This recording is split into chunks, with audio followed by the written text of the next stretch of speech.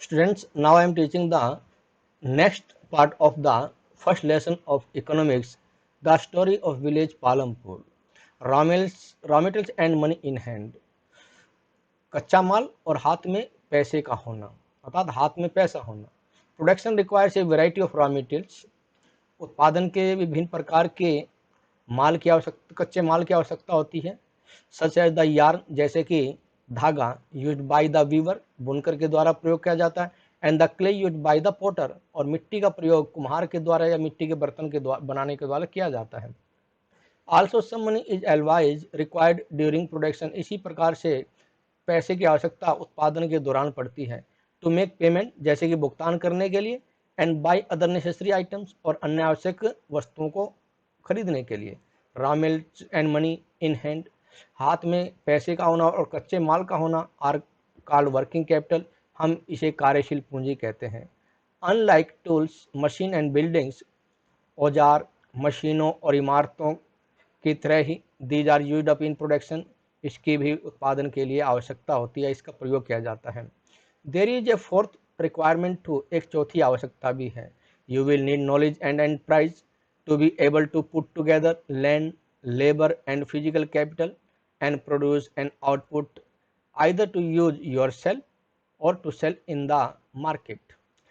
तुम्हें इस बात की जानकारी की आवश्यकता होगी एंड एंटरप्राइज, और इस प्रकार के उद्यम या प्रयास की आवश्यकता होगी जो कि तुम्हें भूमि, श्रम और भौतिक पूंजी के द्वारा उस वस्तुओं का उत्पादन किया जा सके जिसे या तो तुम स्वयं प्रयोग कर सकते हो या बाजार में बेच सकते हो. This days is called human capital. आज के समय में हम इन्हें मानवीय पूंजी कहते हैं. We shall learn more about human capital in the next chapter. हम मानव पूंजी के बारे में और अधिक अगले अध्याय में पढ़ेंगे. Every production is organised by combining land, labour, physical capital and human capital. प्रत्येक उत्पादन को संगठित करने के लिए सामूहिक रूप से भूमि, श्रम, भौतिक पूंजी और मानव पूंजी की आवश्यकता होती है. Which are known as factors of production, जिन्हें हम उत्पादन के घटक कहते हैं या उन घटक के नाम से जानते हैं. As we read through the story of Palampur, जैसे कि हम पालमपुर की कहानी के द्वारा पढ़ें. We will learn more about the first three factors. हम इसमें प्रथम तीन तथ्यों के बारे में और अधिक सीखेंगे जो कि उत्पादन के तथ्य माने जाते हैं. फॉर कन्वीनियंस, सुविधा की दृष्टि से, we will refer to physical capital as the capital in this chapter. भौतिक पूंजी को हम इस अध्याय में पूंजी के रूप में प्रस्तुत करेंगे.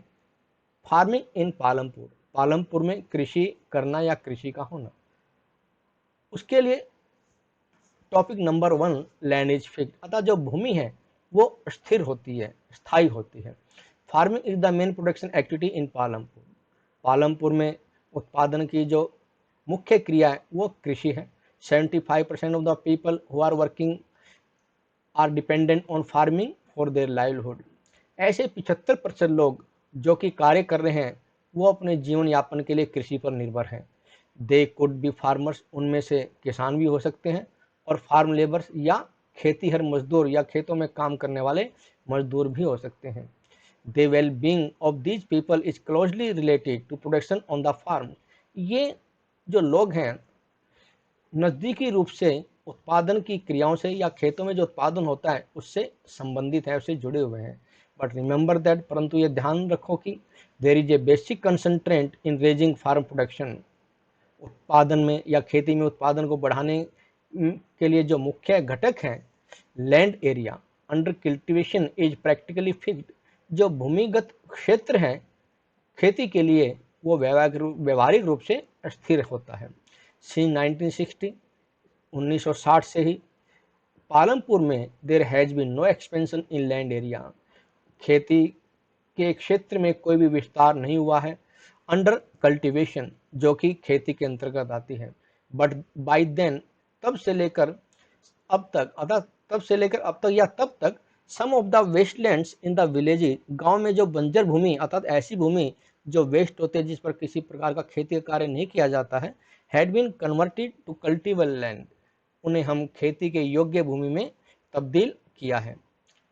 There exist no further scope to increase farm production by bringing new land and under cultivation.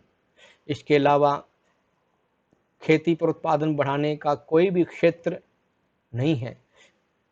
Bye bringing new land, या तो हम नई भूमि खेती के अंदर लेके आए। सेकंड पार्ट है, is there a way one can grow more from the same land, क्या कोई एक ऐसा तरीका है कि सेम लैंड, उसी प्रकार की भूमि, अर्थात एक ही प्रकार के भूमि क्षेत्र के द्वारा हम अपनी फसलों को बढ़ा सकें या अपने उत्पादन को बढ़ा सकें। In the kind of crops grown on and facilities available, फसलों के जो प्रकार हैं, फसलों के उगाने के प्रकार और जो सुविधाएं हैं वो उपलब्ध हैं। अर्थात Palampur would resemble a village of the western part of the state of Uttar Pradesh, Palampur Uttar Pradesh के पश्चिमी गांव के रूप में रिसेंबल या उसके सदृश या उनके समकक्ष होगा। All land is cultivated in Palampur, Palampur में संपूर्ण भूमि पर खेती की जाती। No land is left idle, किसी भी प्रकार की भूमि को व्यर्थ नहीं छोड़ा जाता या छोड़ा गया।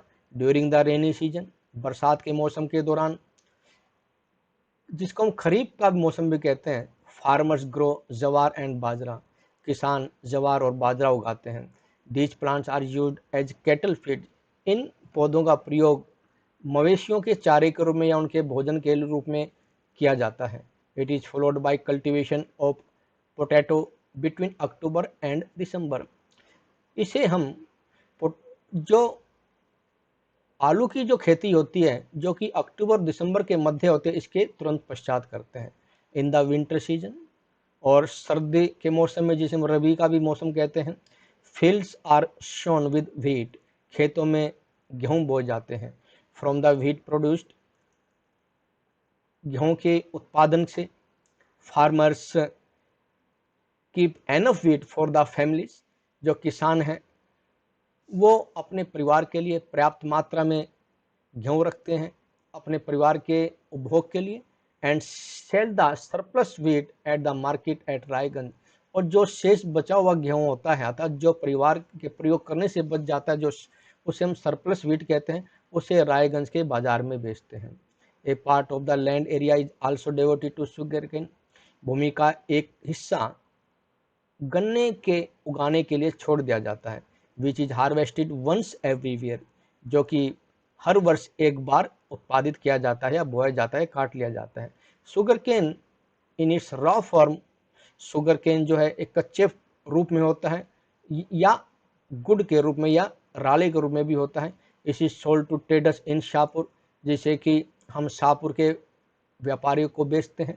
The main reason why farmers are able to grow 3 different crops, the main reason, अर्थात जो मुख्य कारण जो है कि किसान इस 3 प्रकार की विभिन्न फसलें एक साल में क्यों उगाते हैं।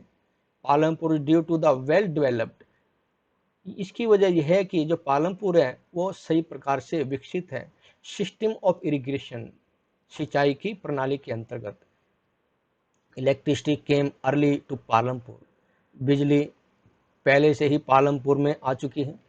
It's major impact was to transform the system of irrigation, यह कृषि प्रणाली को सुधारने का एक मुख्य कारण है। पर्शियन व्हील्स वर टिल देन, जब तक पर्शियन जो हेड जिनके माध्यम से हम सिंचाई करते हैं, use by farmers to draw water from the wells, किसानों के द्वारा कुओं से पानी निकालने के लिए प्रयोग किए जाते थे। एंड इग्रेट स्मॉल फील्ड्स, और छोटे खेतों की सिंचाई के लिए इनका प्रयोग किया जाता था। पीपल सा, लोगों ने देखा कि the electric run tube wells could irrigate, कि जो बिजली से चलने वाले जो ट्यूबवेल्स हैं वो अधिक मात्रा में सिंचाई कर सकते हैं। Larger area of land more effectively, और बड़ी भूमि पर या भूमि के बड़े क्षेत्र पर इस पे प्रभावशाली रूप से सिंचाई की जा सकती है। The first few tube wells were installed by the government, प्रारंभ में कुछ ट्यूबवेल सरकार के द्वारा लगाए गए थे। सुन हाउएवर, शीघ्र ही फार्मर्स के द्वारा भी अपने निजी ट्यूबवेल्स लगाए गए थे। Okay, thank you.